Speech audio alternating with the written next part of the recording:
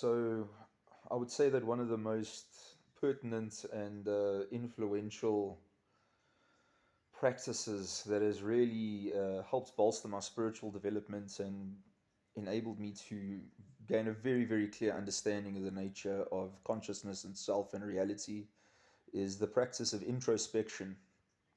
Um, a little bit more investigative than self inquiry, but pretty much the same thing. It's basically looking inward and trying to gain a deeper understanding of your own inner being, your own inner psychology, your own inner tendencies, behaviors, and attitudes, and really taking stock and inventory of everything that's going on internally.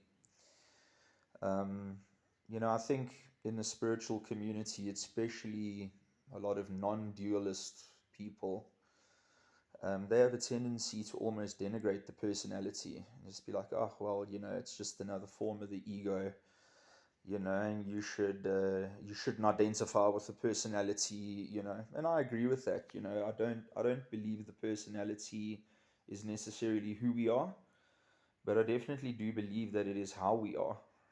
It's how we behave, it's how we respond to reality, it is how we perceive reality and perceive ourselves in relation to it. So as long as we are in human form, as long as we are currently existing in a quantum state that is definitely dualistic and obviously dualistic, we might as well learn how to live with this human ego, this human personality that we're not necessarily going to be able to get rid of, unfortunately. The brain is an organ and its function is to think, and that's what it does. Just as the function of the lungs is to breathe and the function of the heart is to pump blood, it is the function of the brain to create thoughts. And it's just like you can't stop your heart from pumping blood, at least indefinitely. You're not going to be able to indefinitely stop your brain from producing thoughts and ideas. um, Whoa, there we go. That's better. So yeah, as long as you're stuck with this brain, as long as you are stuck with this personality and this ego, I would recommend that you, I suppose, take to the path of self inquiry. Take stock of what is going on internally, get to know yourself, get to understand yourself. While you exist in form, you might as well max out the game, and sure, take the path of self improvement. Again, a lot of non dualists, and it's funny because I am a non dualist, would argue that self improvement is a complete waste of time and you should just focus on being on the here and now in the present moment because that's the only thing that's real. Any kind of identification or grabbing or preoccupation with a better version of yourself is just a misconception of the actual truth that you are perfect as you are. And yes, I get that. And I believe it. I do believe that we are perfect as we are. And I think we have to be very careful about, uh, we have to be very careful by pushing away the idea of self improvement, right? Because although self improvement ultimately on an existential level is fruitless, yes, I understand, it can make our lives a lot more comfortable and a lot more empowered and a lot more filled with life and form, and it can make us happier. It can make us happier. We can derive a lot of satisfaction and a lot of pleasure out of improving ourselves and improving our life and setting out goals and achieving goals. And I think the personality and the ego is very orientated around that. We live in a society that is dominated by an idea of success, that we need to achieve certain things and attain certain milestones in order to consider ourselves a functional and successful member of society. Um, and I think it's important. It's important to know that that is real, okay, but it doesn't have to be taken seriously. And that's the balance. That's the thing, right? It is real and it does exist. And if you do play the rat race, you might win. You might win the race. If you work hard, you might bear the fruits of your labor. If you decide to take on and change yourself as an individual and look at yourself and you say, you know what, I don't think I'm actually happy with the way I am. Sometimes I can feel a little bit toxic. Sometimes I feel a bit insecure. Sometimes I feel a bit negative, and that's perfectly okay. But maybe I want to do things a little bit differently. Maybe I don't want to sit down in front of the TV for fucking 4 hours a day watching series and playing games. And, maybe I don't want to just sit here without ambition, being blissful in the moment. Maybe I do want to challenge myself. Maybe I do want to push forward. Maybe I do want to change and improve. And I think that is a noble pursuit. And I think it's important that, like I said, you got to know that it's a really good way to gain a lot of good satisfaction out of your life. But at the same time, it is ultimately fruitless in the long run. And you will essentially just be doing it for your own gratification and your own entertainment. But I think that's okay, man. I mean, how the fuck else are we supposed to be spending eternity anyway, right? I mean, we're supposed to be eternal souls. We're here now. This is a really cool human experience. We might as well make the best of it, right? Um, so, dude, take on the path of self improvement. If you think that there are certain things about you that would be better if you just fucking changed, then change, man. Dude, if you really feel that you're going to have a better life if you lose some weight, lose weight, bro. Start the journey, set the goal, transform yourself. You will feel better. Your life will improve. Again, like from the non-dualist perspective, any action or kind of cultivation in life is relatively fruitless. But this is an opportunity to really max out life and enjoy it. If you buy like a PlayStation game, you're not just going to stuff around on the first level because it's easy. You're going to want to push through the game and see how much you can max out your character. And if you take that approach, you really begin to step into the primal, very primordial, dualistic archetype of the story of the hero's journey.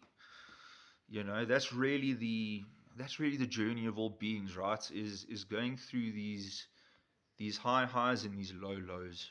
And that seems to be the universal journey that we all take as individuals. So while we're in this samsara, while we are in this body, while we have this personality, I encourage you to look within and really get to know this person. Get to know this character that you are inhabiting right now. Get to know the psychological ins and outs of your own personality. I do. When you realize that the personality is not necessarily who you are, it's more of just a psychological function that enables you to interact with your reality around you, and you stop seeing it as you and more of as a psychological function. You are able to change certain aspects of your personality. And why would you not want to do that? You know, so many people look at themselves, they look at their bad habits, and they just say, "Well, that's just who I am, and that's just how I am," or they say, "That's just who I am," and that's not true, man. It's how you are. It's not who you are. And you can change how you do things, and you should change how you do things. You know, the only constant in reality is constant change, right?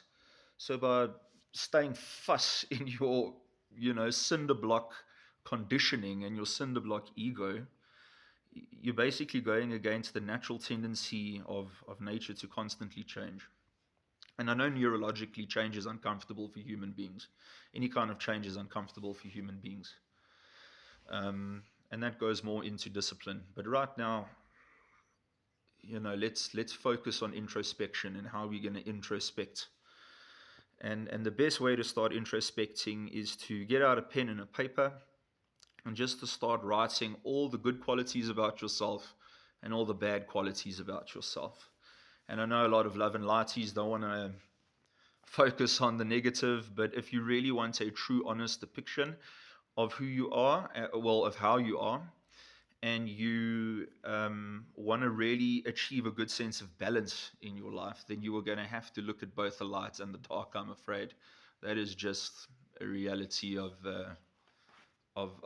conscious development in a very dualistic world, a very dualistic reality. Um, if you want to become a master in this world and of this world's laws, then you have to learn how to balance both positive and negative aspects of it. And the only way you are going to gain strength in learning how to deal with the negative aspects is if you put yourself through challenge. Okay, you got to put yourself in a little bit of hardship. You got to go through a little bit of suffering. And through that uncomfortability, through that unpleasantness, the spirit learns how to grow and navigate from that and grow wiser from that and cultivate wisdom from those experiences. So even though introspection can be a little bit tough, maybe there's some things inside you that you don't really want to look at. Maybe there are some aspects of yourself that you are in denial about, and that's okay, man. Dude, it's a natural human tendency to not like our own shadow. Okay? Obviously, we're not going to be a fan of our worst moments. Um, I think that's fairly healthy and normal to feel that way. And it's important that we cultivate some courage and say, look, I know these things are a little bit uncomfortable, but let's look at them anyway. We don't have to accept them. We don't have to try and change them. But maybe let's just start having a look, and seeing what's in these deep, dark corners of ourselves. And that's going more into the healing journey. Um, is when you start to do shadow work and you start to do that heavy introspection and you start to, you know, go through that kind of inner journey. Introspection doesn't have to be that deep.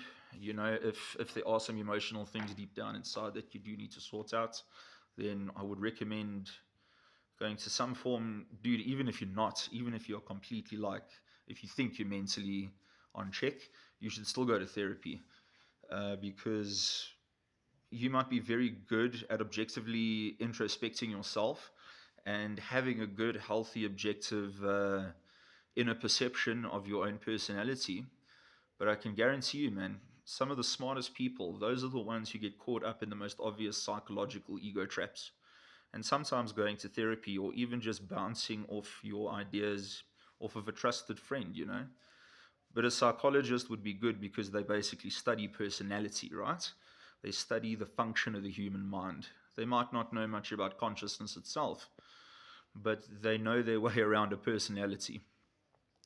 So go to a therapist, man, and be like, listen, this is what I'm trying to do. I'm trying to introspect. And you never know, they could give you completely objective feedback that you never would have thought of in the first place. And that can give you really good, valuable insights into the nature of how you operate as a psychological being.